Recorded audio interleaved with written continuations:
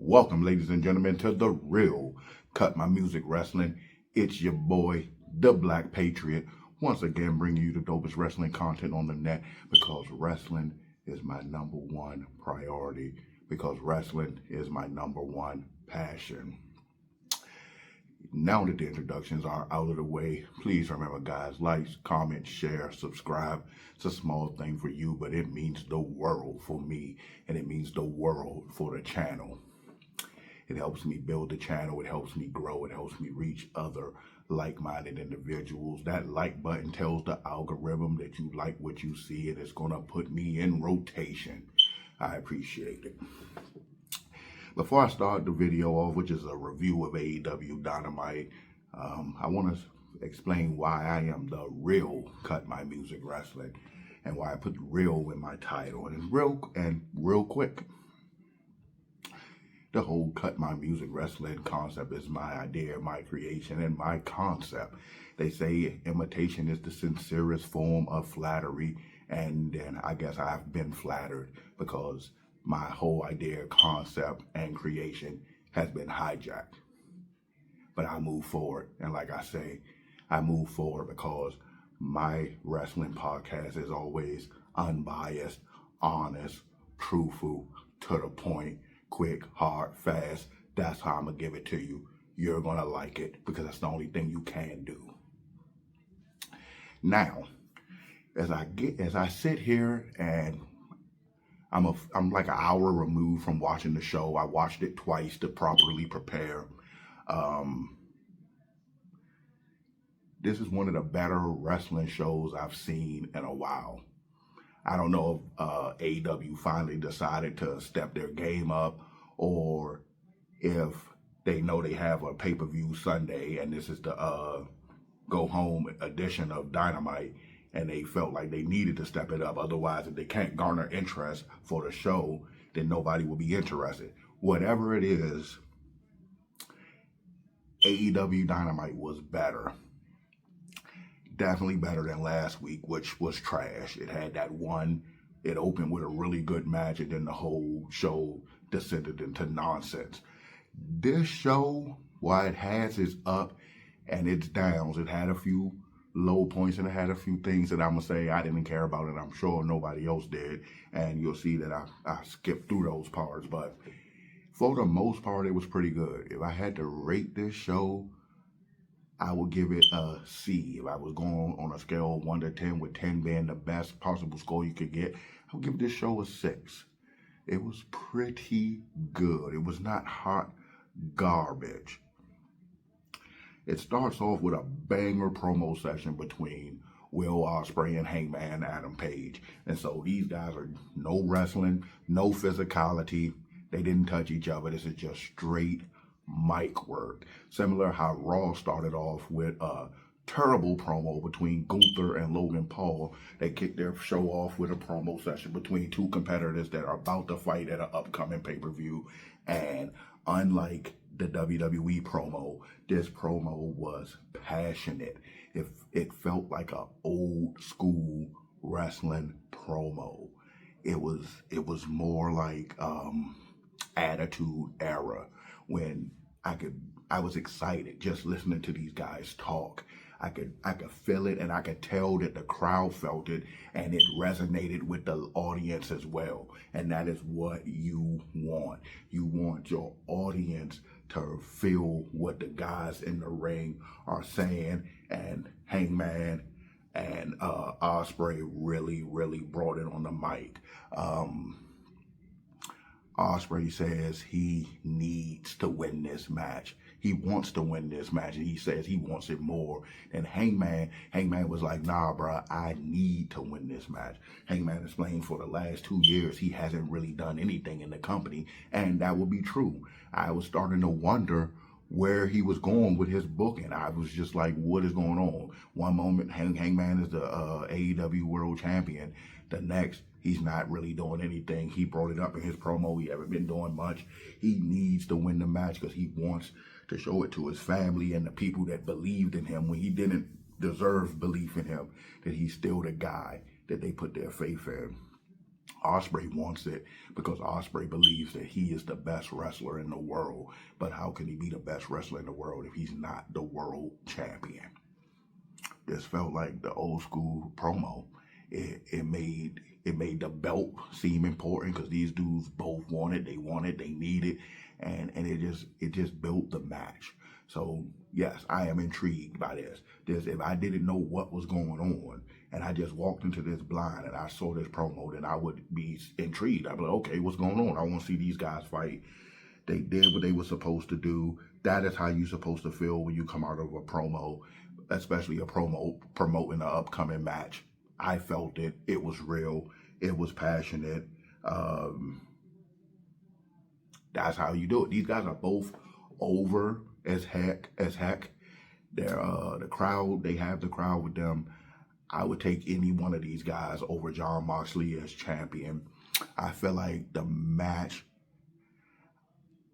I think Hangman is going to win and challenge Moxley, and I hope that the company goes with Hangman as world champion finally end this Death Riders BS, because the Death Riders are riding this company to the death, and the belt need to come off Moxley ASAP. As people been saying, they will take anybody as world champion other than Moxley. So we got Will Ospreay, we got Hangman. They're going to have a match at the upcoming pay-per-view, and whoever wins that will face Moxley. So that's good.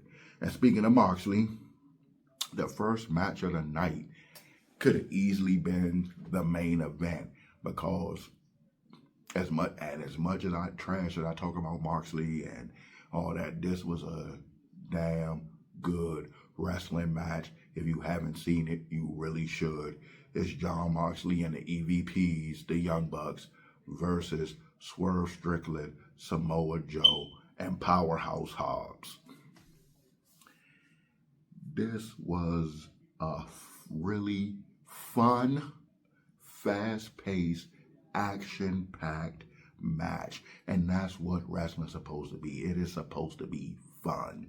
It's not supposed to be boring. It's not supposed to be a drag. It's not supposed to be a chore to get through. I'm not supposed to be sitting down watching these shows as a fan and as a content creator and bored out of my mind. Like I wouldn't watch some of these shows if I didn't need to do a video for my channel.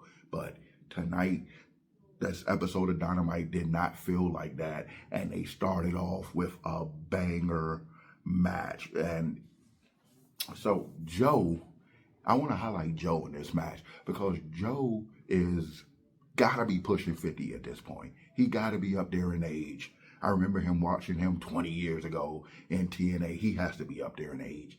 This man can still go.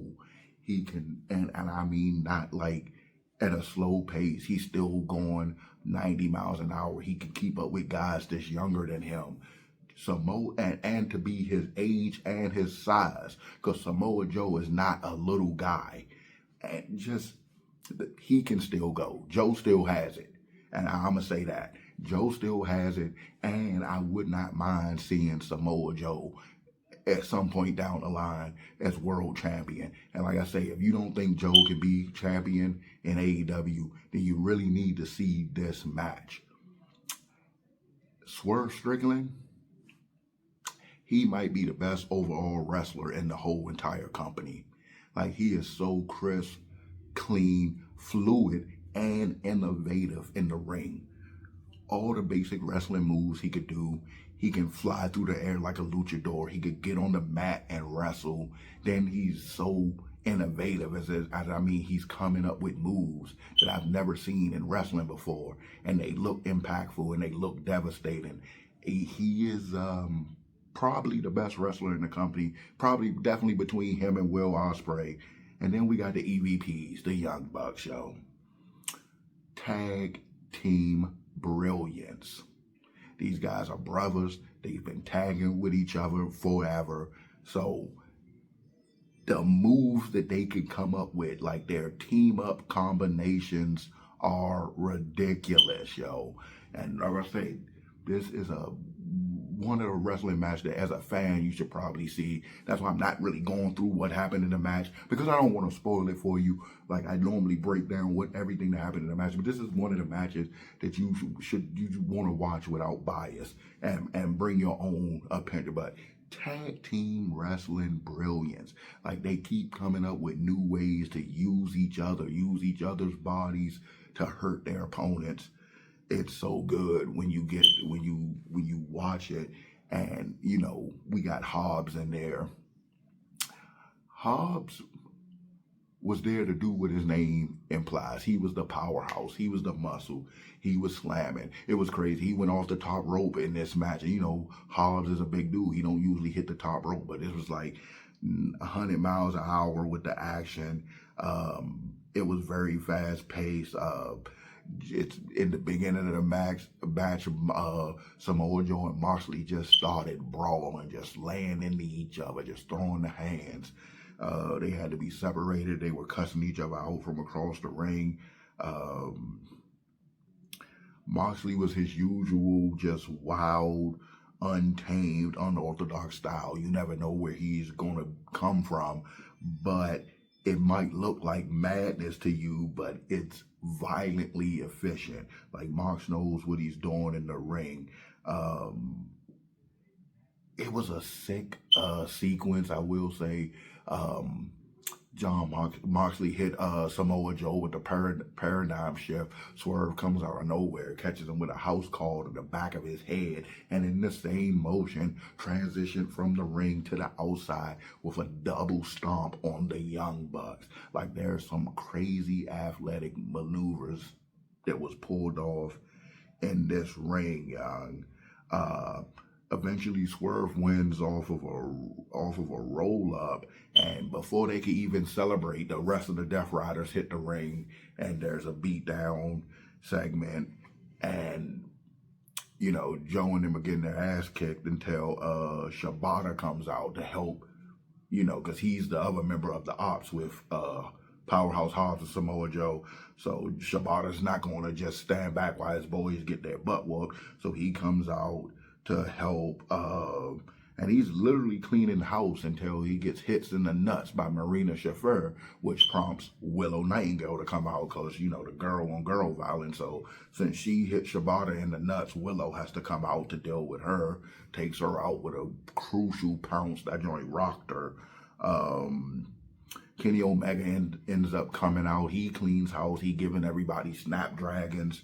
They eventually pull out a table. He's going to put Matt Jackson through the table with a one-winged angel. And right before he could do it, Claudio Castagnoli grabs him and pulls him out the ring.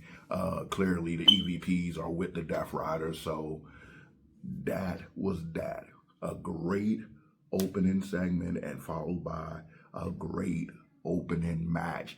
It was overbooked with all the run-ins at the end of the match. They could have just kept it, you know, the Swerve win off of a roll-up, and then they go to the back. But okay, they needed a brawl session and a couple of run-out. I was still, even though it was overbooked and I could do without all the run-ins, I still give that match an A because it was a really good match that you should see. After that, there was a backstage segment with the Hurt Syndicate and MJF with the Hurt Syndicate's lawyer, MVP, and MJF with his own lawyer. It was like they were showing the contracts. MJF is going to sign. He's going to join the Hurt Syndicate. We already know he's in there. Wasn't much to see here. It was just because they're about to come to the ring. It was a funny segment at the end of that where MJF went to shake the lawyer's hand, and after he did shake his hand, he immediately asked his own lawyer for some hand sanitizer. But the next segment is they're actually in the ring. The Hurt segment is in the ring, and there's nothing to see here. Normally MJF is better with promos, and MVP is a good promo guy every now and then. Bobby Lashley and Shelton Benjamin never says anything. That's really weird. I don't know why they never talk, but whatever. They have this contract signed, and it's interrupted. So the contract does go through. Bobby Lashley acts like he sees something in the contract that he doesn't like, but then he still signs the contract anyway. The Dustin Rhodes and Sammy Guevara come out. They're like the Ring of Honor tag team champions. They say they earned a right to face the Hurt Syndicate. Again, Bobby Lashley, Shelton Benjamin never says anything. Dustin cuts a promo. It wasn't a bad promo, but at the end of the day, it was just a challenge for the tag team titles. And I guess the Hurt Syndicate accepts. So moving right along, Okada, the Continental Champion, he has a match at the upcoming pay-per-view against Speedball Mike Bailey. I'm sure the match will be good, but this promo was just nothing. Okada has nothing to say. I don't know if it's the language barrier. I don't know if he just cannot speak English at all. The girl is interviewing. I don't know her name.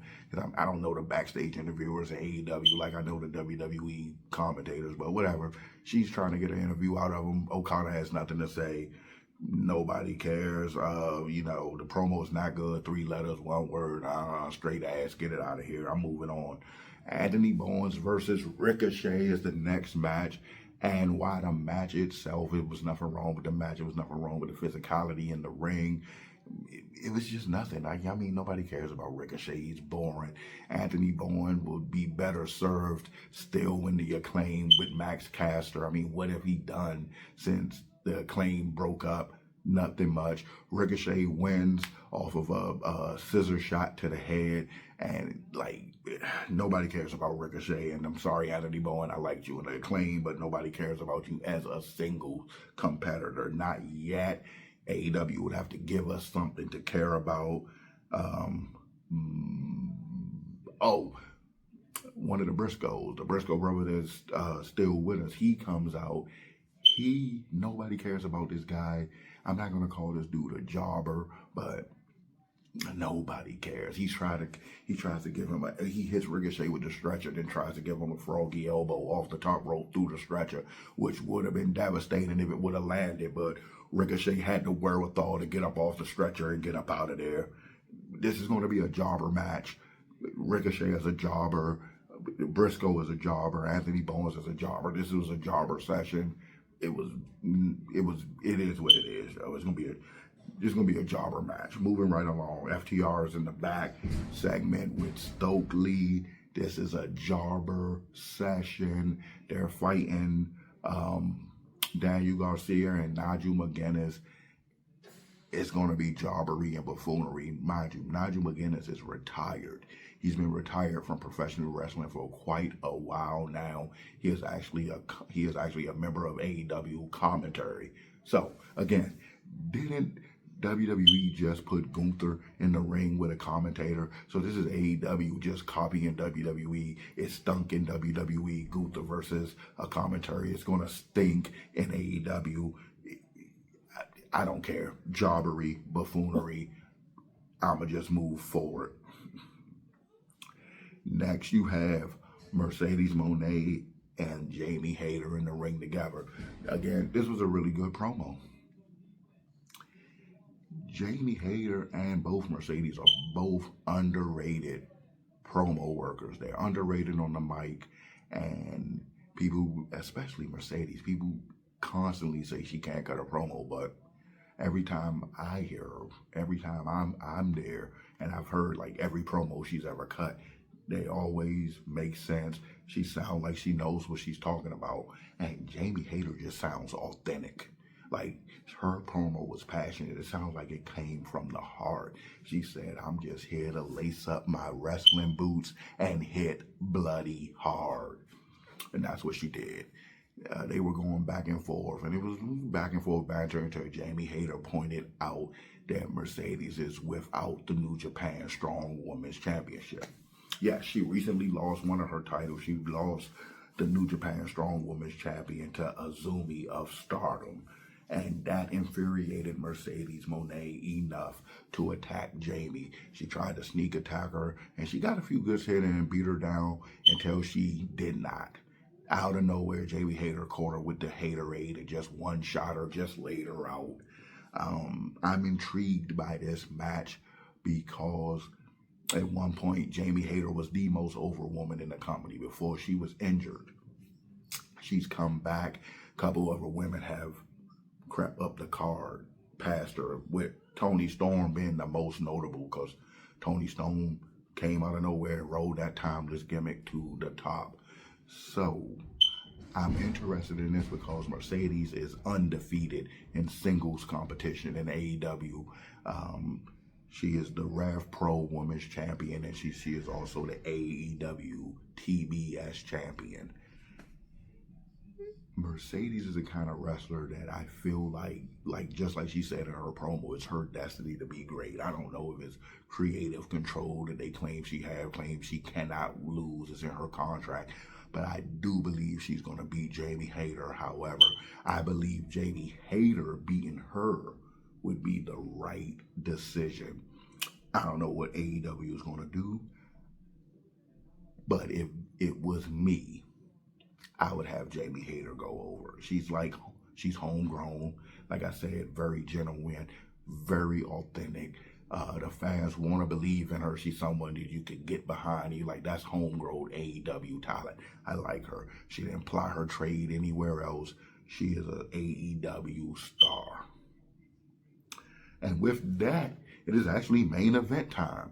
And I actually like this show too because it's not 3 hours like WWE shows. It's 2 hours with the commercials. I can always fast forward through the commercials to get to the point. So it's a quicker show. But yeah, we're already at the main event. It's Julia Hart versus Mina Shirakawa. And it's a decent match. They probably should have opened the show with this match and saved the match that they had at the beginning of the show to be the actual main event. I don't know why they did it in reverse, but this match was decent to close the show, where the match that opened the show was amazing. I don't know. It is what it is. This was a decent match. I'm a Julia Hart fan. I like Mina Shirakawa as well, but I'm a fan of Julia Hart. Mina Shirakawa, I like her. I've seen her around. She can wrestle. She's actually really good. But I do believe she's an undeserving champion. I believe that she just signed with the company. So how is it that she is a #1 contender? I don't care what match she won. She should not have been in the match. But she wasn't a #1 contender, or #2, or #3, or #4. If anything, the person she wrestled tonight, Julia Hart, is above her in the pecking order. But, Tony Khan books in mysterious ways. I don't know. Mina Shirakawa is the #1 contender. She defeats Julia. She's going to face Toni Storm. And I suspect Toni Storm is going to beat her because from Jamie Hayter or Mercedes Moné, the bigger match, the money matches with Toni Storm. So I doubt they would take the belt off Toni Storm just to put it on Mina Shirakawa. It makes no sense. The match, there was nothing to see here. It was just a decent match. It was okay. It showcased Mina Shirakawa. Julia pretty much got rocked the whole entire match. She pretty much got hands put on her. Shirakawa pins her, beats her clean after the match. Julia's longtime running buddy Sky Blue comes out, and we begin to beat down Mina Shirakawa. The whole time Toni Storm has been there on commentary, and she does something strange. Instead of allowing them to beat the hell out of the woman that she has to fight for the world title, Toni Storm goes in the ring to help her, to help Mina. I don't know why she's helping her opponent that she's going to face Sunday, but it is what it is. She goes in the ring. She German suplexes Sky Blue. She catches Julia Hart with a left hand, which leaves her getting caught with a spinning back fist from Mina Shirakawa. So they're taken out. Mina grabs the AEW Women's World title and holds it up. Toni Storm tries to take it from her, and then there's a tug of war over the belt. And long story short, Toni Storm puts in the Bret Hart version of the figure 4 around the ring post for her troubles. Why she would get in the ring and stop them from jumping her opponent, I don't know. It was dumb, and she paid for it with hurt legs for trying to help. Now, after the main event wrestling match, I guess this big, huge, massive brawl was the real main event, because as the show was about to end, Renee Paquette was going to interview the Young Bucks, ask them about Samoa Joe's previous threat. They're like, well, the show is over. We're leaving. We're on our way to the pay-per-view. We'll catch you in the next town. We're out. Deuces, oozes, that sort of thing. out of nowhere, Samoa Joe and Powerhouse Hobb comes and hit these Bammers with trash cans. Excuse me. Once the trash can and briefcase shots ensue, there is a massive brawl involving every member of the Anarchy in the arena match. There's a massive brawl. They fight from the backstage to the ringside. They're hitting each other with chairs. They're throwing trash cans at each other. At one point, there's Samoa Joe choking out Jon Moxley on the outside. Right when Team AEW is winning, this guy Gabe Kidd, don't know who he is. Actually, my first time seeing him was last week. Don't know who he is. He's obviously a member of Death Riders, but I don't know anything about him outside of that. He comes out with the world title briefcase. You know, Jon Moxley keep the belt in a briefcase. He doesn't actually wear it. I don't know why. We haven't seen the AEW title, the actual physical belt in months. It's in a briefcase. He comes out, he hits Samoa Joe in the back of the head with the briefcase. Samoa Joe was just in the process of choking Jon Moxley out. The briefcase shot takes him completely out of the match. He's literally knocked out for the duration. After that, the tide turns in the Death Riders and the EVP's favor. Swerve, Strickland, and Kenny Omega, who was literally just cleaning house. I mean, they were tearing the Young Bucks up. Caught him with a house call to the head, while Kenny Omega caught Nick with the V trigger. Gabe Kidd comes in the ring and destroy both of them. They pulling out chairs. They pulling out tables. The whole segment ends with Swerve Strickland and Kenny Omega getting put through tables by the EVPs. So the EVPs and the Death Riders are clearly together. It's going to be a great pay-per-view. I'm pretty sure it's going to be better than most WWE pay-per-views. I will say this. They know they have a pay-per-view Sunday. This is the go-home edition of Dynamite. They definitely stepped their game up. It wasn't utter trash like last week's episode of Dynamite. If I had to rate this show in its entirety, I would definitely give it a C. I'm not going to go higher than C because some things could have been better. A couple of things were just nonsensical, and a couple of their top stars did not wrestle on the show. So that is it. That is my review of Dynamite. Remember, guys, like, comment, share, subscribe.